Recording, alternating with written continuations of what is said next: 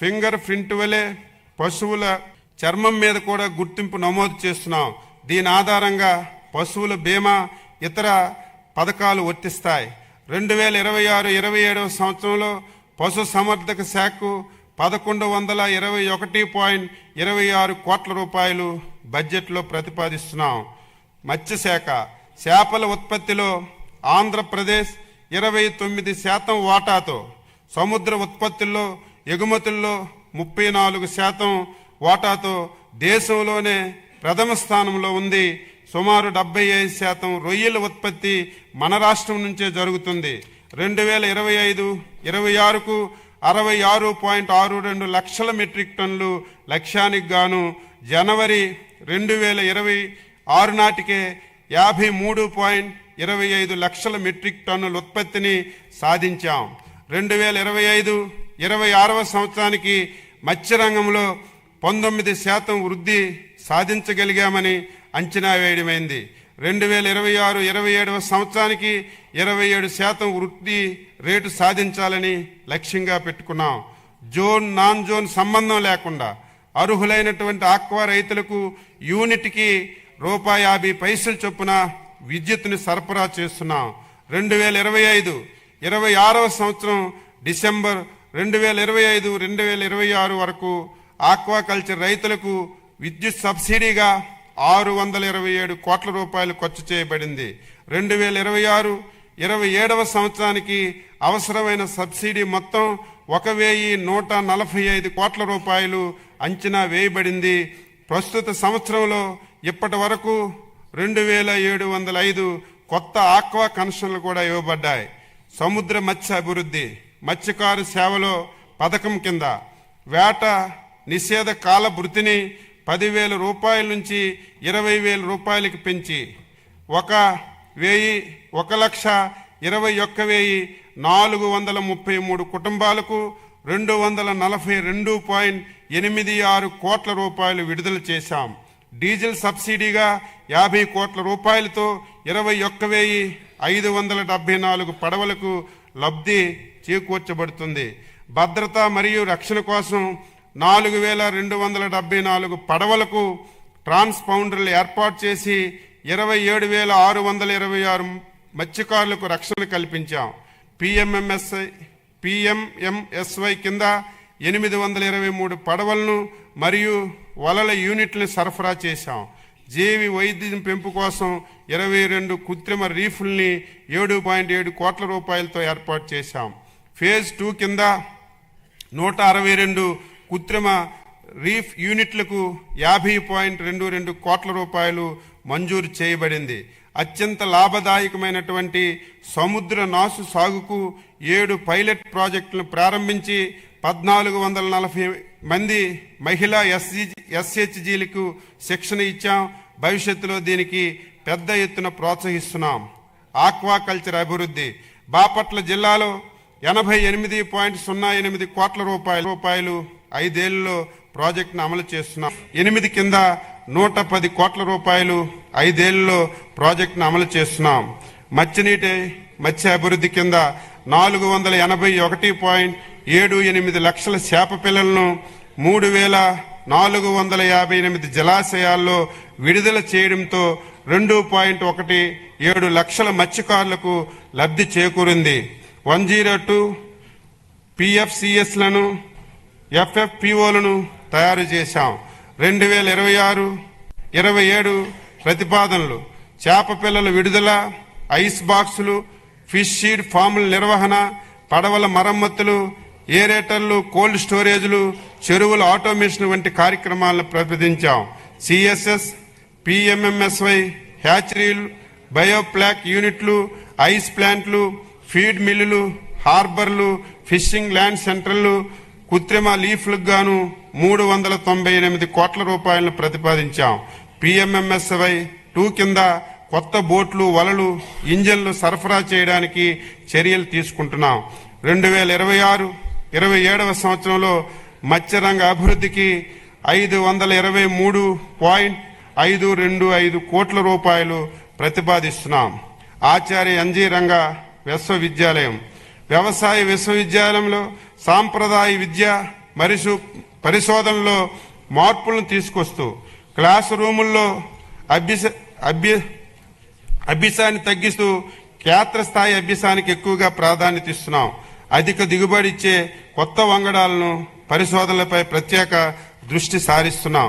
వ్యవసాయ డ్రోన్లు పైలట్ సెక్షన్లో DCCI ధృవీకరణ పొందిన మొదటి వ్యవసాయ విశ్వవిద్యాలయం. ఇప్పటి వరకు 534 మందికి డ్రోన్ పైలట్లుగా శిక్షణ ఇచ్చాం.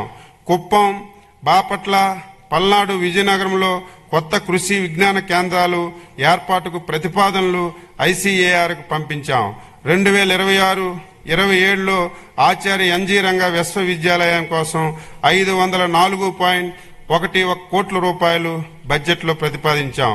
డాక్టర్ వైఎస్ఆర్ ఉద్యాన విశ్వవిద్యాలయం నూతన పరిశోధనలు ప్రాజెక్టుల కొరకు 10.86 కోట్ల రూపాయలతో 11 తేనెటీగల అభివృద్ధి ప్రాజెక్టులను చేపడుతున్నాం.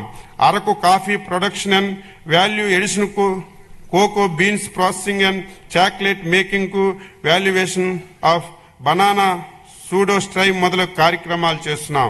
నాణ్యమైన మొక్కలు విత్తనాల అభివృద్ధి కొరకు కొబ్బరి, టిష్యూ కల్చర్, కోకో, అరటి, మామిడి మొక్కలు, అంటుజీడి మామిడి మొక్కలు మొదలగు అధిక దిగుబడి ఇచ్చే మొక్కలను రైతులకు సరఫరా చేస్తున్నాం. RKVY ప్రాజెక్టు కింద విశ్వవిద్యాలయం పరిధిలో 13.13 కోట్ల రూపాయలతో నూతన కార్యక్రమాలను చేపట్టాం. 2026-27లో డాక్టర్ వైఎస్ఆర్ ఉద్యాన విశ్వవిద్యాలయం కోసం బడ్జెట్లో 97.99 కోట్ల రూపాయలు ప్రతిపాదించాం.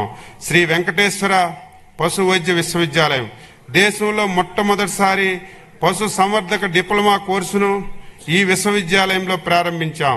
ర్యాబిస్ వ్యాధిని గుర్తించడానికి అత్యాధునిక పరిశోధనల శాలను విశ్వవిద్యాలయానికి కేటాయించబడింది. ఈ విశ్వవిద్యాలయానికి 2025-26 సంవత్సరానికి 113.04 కోట్ల రూపాయలు వివిధ విభాగాల అభివృద్ధికి కేటాయించబడింది. సుమారు 208 లక్షల ఒంగోలు జాతి, 132 లక్షల పొంగనూరు జాతి వీర్య నాలికలు, 900 వనరాజ కోళ్లను రైతులకు అందజేశాం. స్వజాతి పశువులను అంతరించిపోకుండా వాటి ద్వారా ఎక్కువ పాలు ఉత్పత్తి చేసే విధంగా తయారు చేయడానికి పశు వైద్య విశ్వవిద్యాలయం తిరుమల తిరుపతి దేవస్థానంలో ఒప్పందం కుదుర్చుకుంది.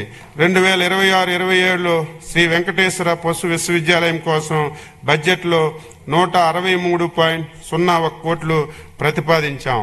ఆంధ్రప్రదేశ్ మత్స్య విశ్వవిద్యాలయం ప్రధాన లక్ష్యం మత్స్య మరియు ఆక్వా సాగు రంగంలో నాణ్యమైన వృత్తిపర విద్యను అందించడం మరియు పరిశోధనలను ప్రోత్సహించడం, రాష్ట్రంలో RSKలకు సాంకేతిక సాయం అందించడం జరుగుతుంది. 2026-27లో ఆంధ్రప్రదేశ్ మత్స్య విశ్వవిద్యాలయం కోసం 39.20 కోట్ల బడ్జెట్ని ప్రతిపాదించాం.